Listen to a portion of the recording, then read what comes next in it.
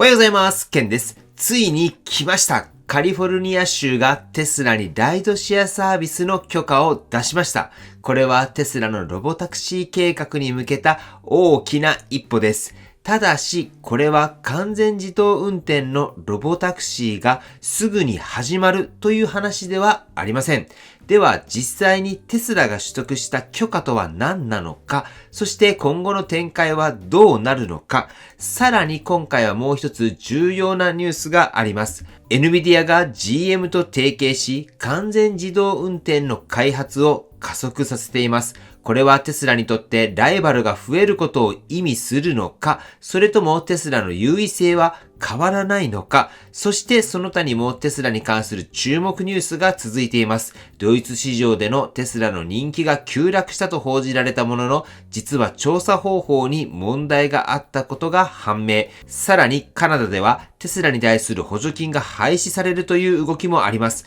そしてラスベガスではテスラの車両が放火されるという衝撃的な事件まで発生しました。今回の動画ではこれらのニュースをわかりやすく解説しながらテスラの未来について深掘りをしていきます。特にテスラ株投資家の方やテスラオーナーの方にとってこのカリフォルニア州での許可がどれほど大きな意味を持つのか、そのポイントについても分析していきますので、最後までご覧になってもらえばテスラの今後がどうなるのかがしっかりと理解できる内容になっています。ぜひ最後までご覧ください。では内容に入っていきます。カリフォルニア州がテスラに対して新しい輸送許可を発行しました。これは TCP 許可と呼ばれるもので、正式には輸送チャーターパーティーキャリア許可というライセンスです。この許可を取得したことで、テスラは自社が所有する車両を使って人を運送するサービスを提供できるようになりました。ただし、これは自動運転のロボタクシーがすぐに走り出すという意味ではありません。あくまで最初のステップです。では、この許可で具体的に何ができるのか、テスラはまず自社の従業員向けにライドシェアサービスを提供することを計画しています。テスラが所有する車両を使い、事前に手配された形で社員を輸送するというものです。これは完全自動運転のライドシェアではなく、人間のドライバーが運転する形で運用されます。ドライバーはテスラの社員で使用する車両もテスラが所有するものに限定されています。この許可が大きな意味を持つのは、テスラがこの仕組みを一般向けのサービスへと拡大する計画を持っているからです。テスラはまず社員向けにライドシェアを提供し、その後規制当局に対してこのモデルが安全に運用できるとアピールします。そうすることで一般向けのライドシェアサービスへと発展させる狙いがあるんです。さらにテスラは TNC、つまり Uber や Lyft のようなライドヘイリングサービスの許可はまだ取得していませんが、今後申請する可能性が高いと考えられます。もしテスラが TNC 許可を取得すれば、個人がテスラの車両を使ってライドシェアサービスを提供できるようになる可能性もあるんです。では、ここからが重要なポイントです。テスラのロボタクシー計画とこのライドシェア許可の関係について見ていきましょう。テスラの目標は完全自動運転の FST を活用したロボタクシーサービスの実現です。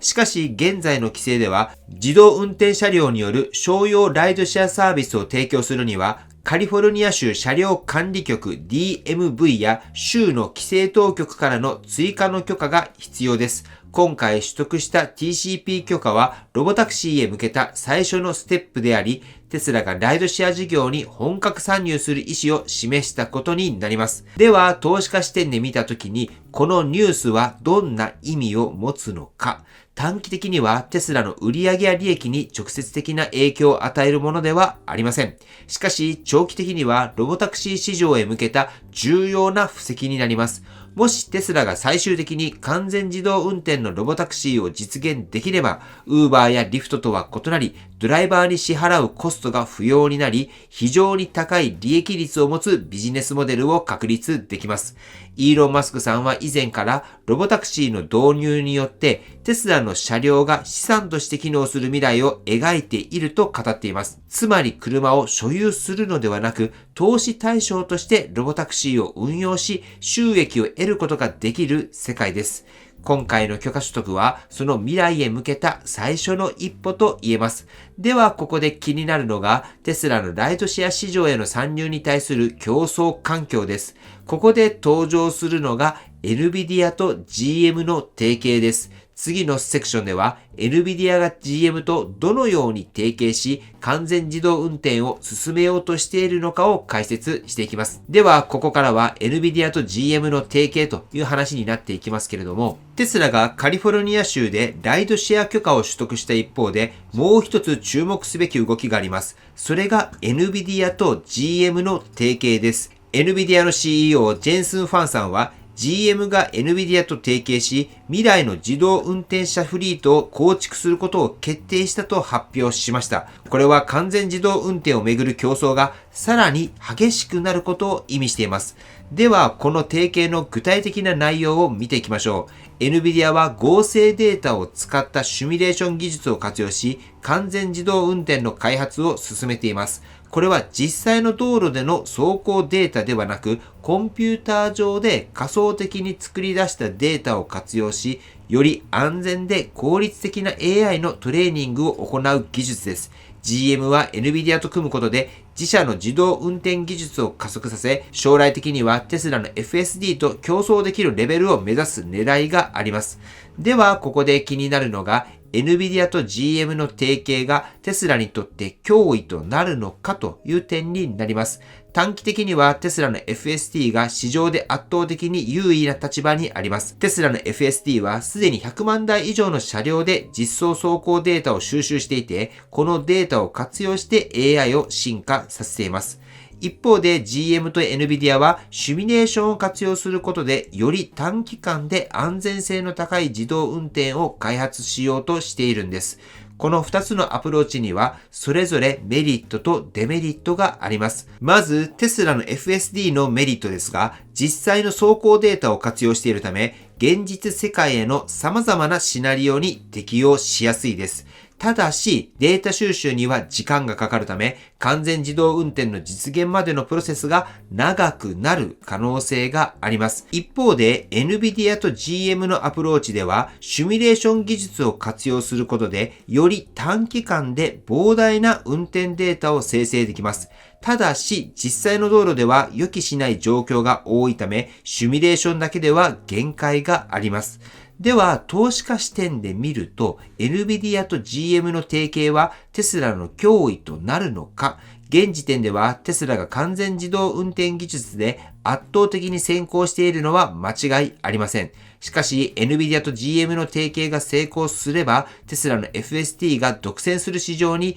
強力な競争相手が現れる可能性があります。これからのポイントは、どちらが先に完全無人のロボタクシーを実現できるかです。現在、Waymo が実際にロボタクシーとして実装していますが、規制の壁を突破できる企業はまだいません。テスラはデータの蓄積、GM と NVIDIA はシミュレーションの技術、この2つの戦略が今後どのように展開されるのか、非常に注目されるポイントです。では、ここまでテスラのライドシェア許可取得と NVIDIA と GM の自動運転開発について解説しました。次にテスラに関するその他の重要ニュースを見ていきましょう。ドイツ市場でのテスラ人気低迷の誤報、カナダでの補助金廃止、そしてラスベガスでの放火事件など注目すべき動きが続いています。まずはドイツ市場でのテスラ人気低迷の誤報からです。数日前、ドイツのニュースサイトの T オンラインが発表した調査結果が話題になりました。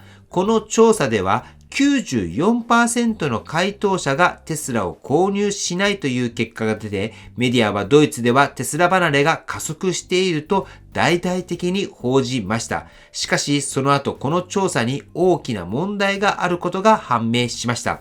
実はこの調査は誰でも参加できるオンライン投票だったんです。つまりドイツの一般消費者の意見というよりもテスラを批判したい人たちが集まって偏った結果が出た可能性が高いのです。そしてさらに興味深いことに、この調査はその後も回答を受け続けていたのですが、時間が経つにつれて結果が大きく変わりました。最初は 94% が買わないとされていましたが、最終的には約 70% がテスラを購入すると回答。つまり最初に報じられたテスラ人気急落は誤報だったということです。このようにネガティブな情報だけが強調されることで、投資家や消費者が誤解してしまうケースも多いため、情報を正しくチェックすることが重要になります。次にカナダでの動きについてです。トロントとブリティッシュコロンビア州はテスラが EV 補助金や税制優遇の対象から除外されるという決定が発表されました。トロント市長のオリビア・チャウさんは、テスラの購入には税金の優遇措置を適用しないと明言。さらにブリティッシュコロンビア州では EV 充電器の購入補助金からも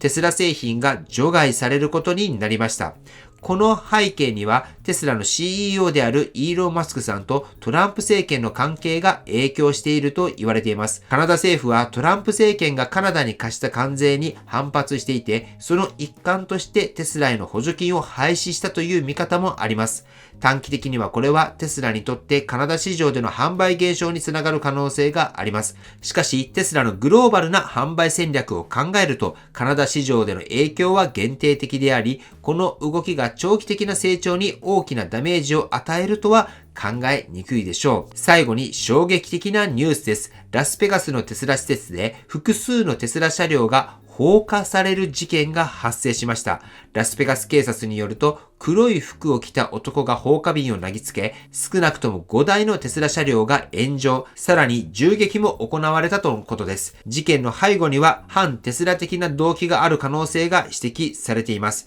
現場の壁にはレジスト、抵抗せよというスプレーが描かれていて、これはテスラやイーロン・マスクさんに対する敵対的なメッセージではないかと見られています。FBI もこの事件を重大視し、合同テロ対策タスクフォースが捜査を開始しました。この事件が示しているのは、テスラが単なる自動車メーカーではなく、社会的な対立の象徴になっているということです。イーロン・マスクさんの政治的発言やテスラの急速な成長が一部の層から強い反発を受けている可能性があります。今回紹介したニュースは、それぞれ異なる要素を持っていますが、共通するのはテスラが強い注目を浴びているということです。ドイツ市場ではメディアがテスラ離れを誇張しましたが、実際は誤報でした。カナダでは政治的な理由でテスラが補助金から除外されましたが、影響は限定的です。ラスベガスではテスラ車両が放火されるという前代未聞の事件が発生しました。これらのニュースがテスラの未来にどう影響するのか、今日はここまでテスラの最新ニュースとして、まずはカリフォルニア州でのライドシェア許可を取得、NVIDIA と GM の自動運転開発、そしてドイツ市場での誤報、カナダでの補助金廃止、そしてラスベガスの放火事件、どれもテスラの未来に影響を与える重要な出来事です。では、これらの動向を踏まえて、テスラの今後はどうなるのか、投資家はどう考えるべきなのかを整理していきます。まずはカリフォルニア州のライドシェア許可はテスラの未来を示す重要なステップです。今回の TCP 許可取得はテスラがロボタクシー事業に向けて動き出したことを意味します。短期的にはすぐに株価に大きな影響を与えるものではありません。そして完全自動運転によるライドシェアは許可されていません。一方で長期的にはロボタクシー市場への参入が現実味を帯びてきたということになりますし、もし FSD が完全自動運転レベルに到達すれば、Uber や Lyft と比べても圧倒的に利益率の高いビジネスモデルを築けるということになります。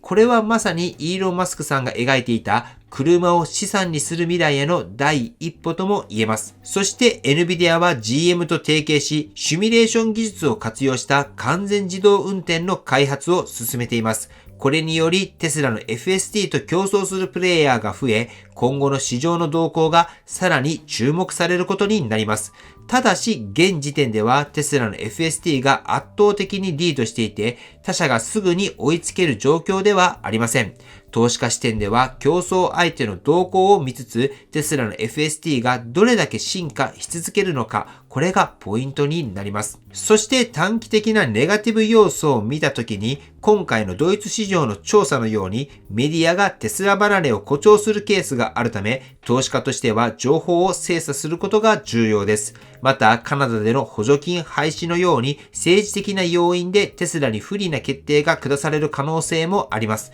ただし、これらは短期的な問題であり、長期的な成長には大きな影響を与えないと考えられます。テスラが単なる自動車メーカーではなく、社会的な象徴となっていることが今回の放火事件でも明らかになりました。これは良くも悪くもテスラが注目され続ける企業であることを示しています。そして歴史を振り返ると、こうした大きな批判や反発を受ける企業ほど最終的に成功するケースが多いということも忘れてはいけません。では、テスラ株の投資家はどう判断するべきなのか。短期的には政治的リスクやメディアのネガティブ報道があるため不安定な動きが続く可能性があります。しかし長期的にはライドシェアの許可、FSD の進化、ロボタクシー市場への参入という強い成長ドライバーがあります。ライバルの動きもありますが、現時点ではテスラが圧倒的に優位です。結論として短期的なネガティブニュースに惑わされず、テスラの長期的なビジョンに注目することが重要ということになります。はい。では最後にテスラの株価をチェックしていきましょう。今日は少し上げておりまして、今現在は236ドル台となっております。今日は反発してきているという状況になっております。